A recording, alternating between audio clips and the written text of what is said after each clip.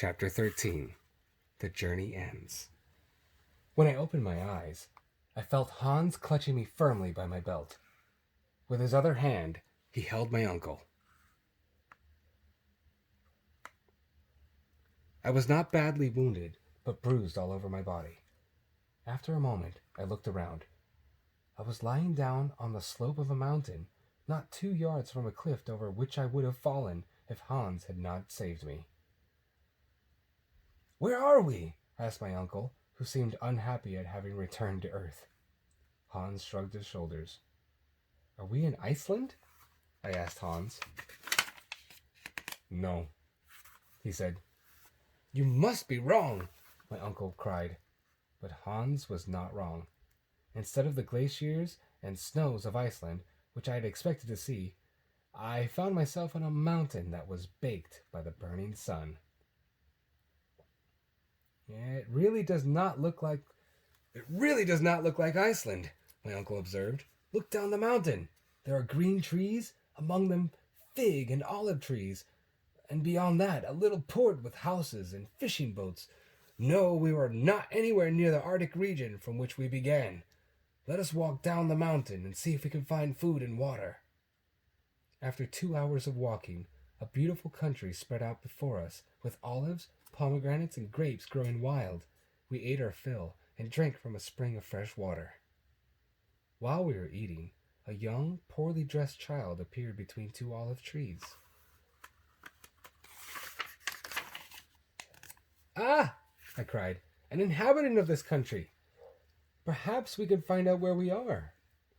The young boy was terribly frightened at seeing 3 half-naked men with tangled and ragged beards eating like savages. My uncle spoke softly in German. "What is the name of this mountain, my boy?" There was no answer. "Good," said my uncle. "Then we are not in Germany."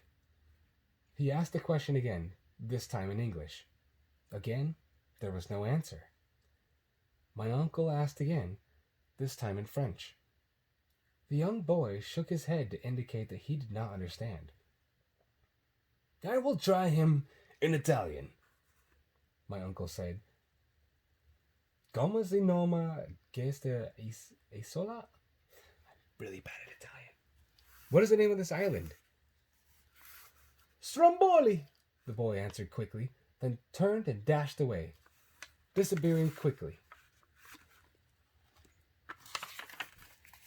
in the olive groves. "Stromboli!" I cried.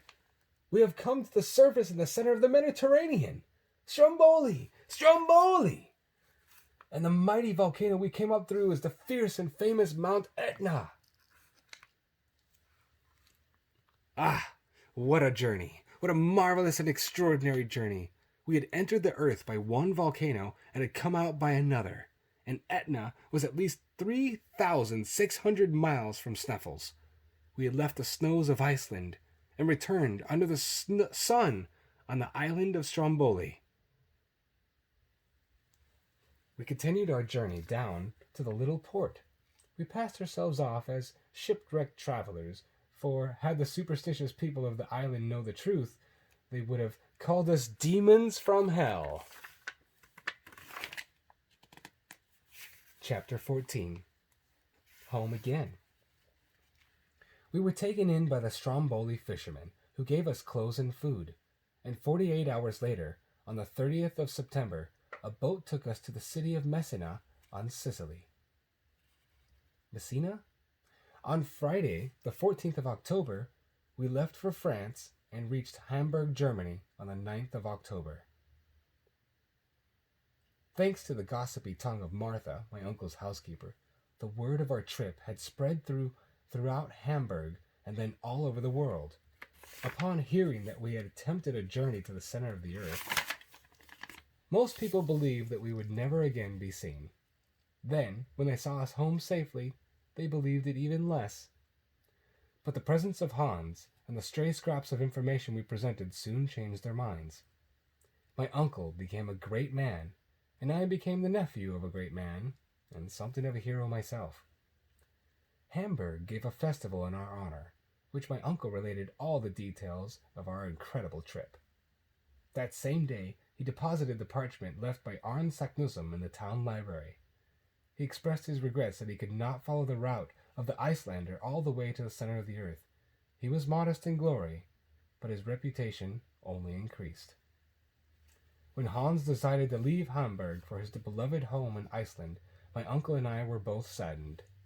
We will never forget the brave and trusted guide who had saved our lives many times. To conclude, I must say that our journey into the interior of the earth created great excitement throughout the world, and our story was published in many languages. During his lifetime, my uncle enjoyed all the glory he deserved.